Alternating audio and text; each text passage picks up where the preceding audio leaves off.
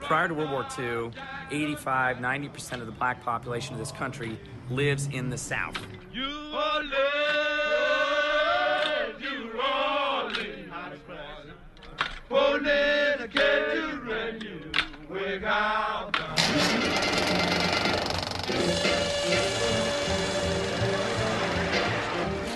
World War II ushers in a series of transformations that radically change the nature of black history in this country. Blacks, for the first time, are invited en masse to work in America's industrial arsenal for democracy.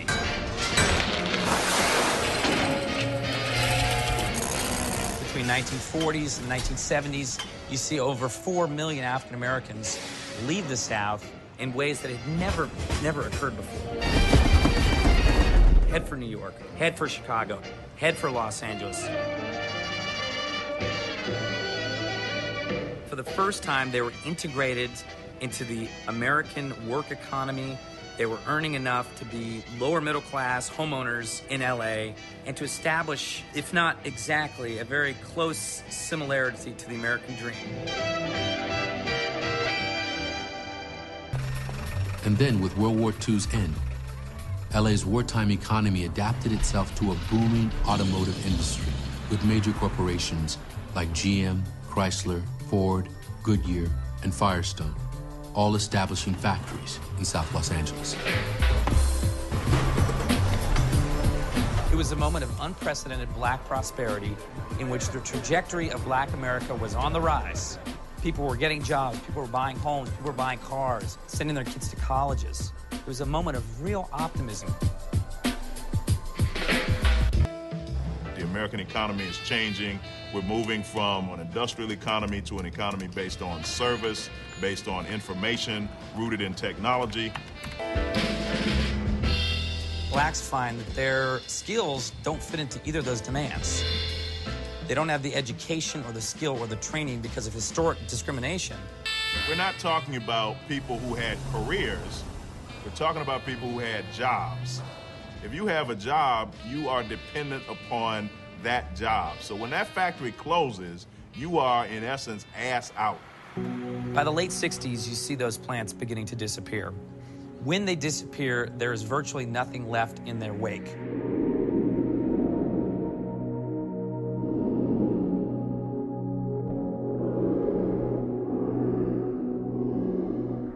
Generationally, in America, it's supposed to be about the American dream. People are supposed to move up. They're supposed to elevate.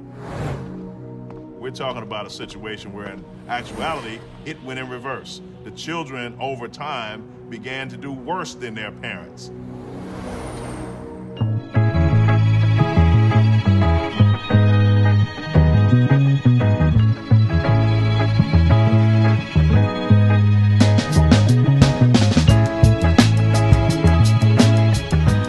The Redemption tells the story of a Stanley "Tookie" Williams, the co-founder of the Crips gang.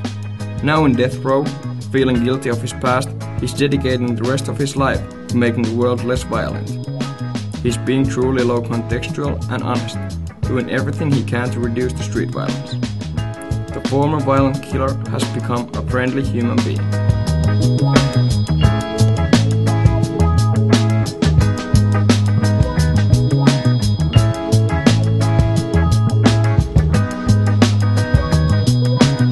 Precious is a film about an abused teenage girl trying to live a normal life in Harlem, New York. She is really uncertain of her role in her family and in the society. She just wants to get away from her life and to be someone else. The problem is, she just don't know how.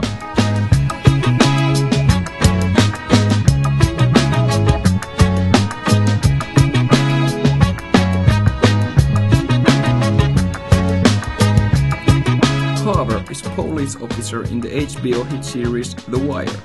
The series is about the police and the criminals in Baltimore, Maryland. Carver can be seen as a very job-oriented person and he's willing to proceed his career.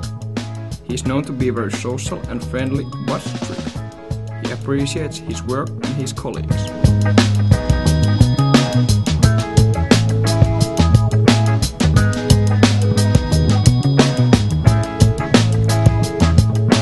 also analyzed many other interesting African American characters. For example, easygoing Mookie in the film Do the Right Thing, and the conscious gangster Sincere in the feature film Belly.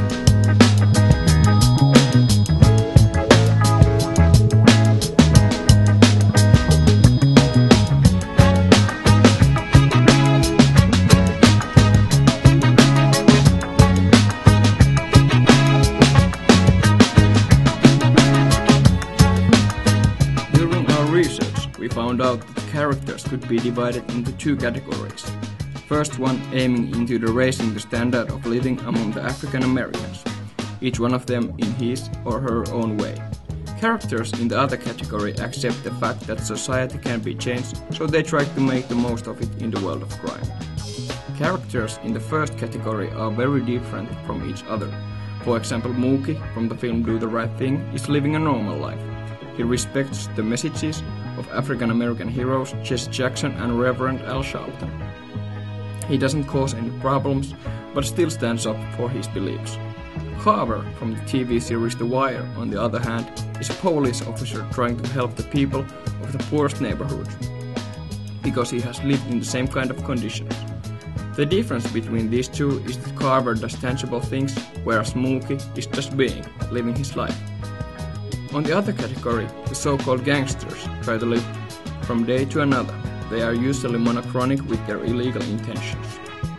Gary from the TV miniseries The Corner wakes up every morning thinking only how to get money to buy the next portion of drugs, whereas Buns from the motion picture Belly has heard about a new form of heroin, and his only goal is to be the first one to sell it in the USA. These characters are often idolized and they get in the attention of mass media. In addition to these two categories, there are a lot of characters that can't be generalized. This fact can also be determined in real life. When dealing with cross-cultural issues, you can never assume a person to be an average in any cultural profile.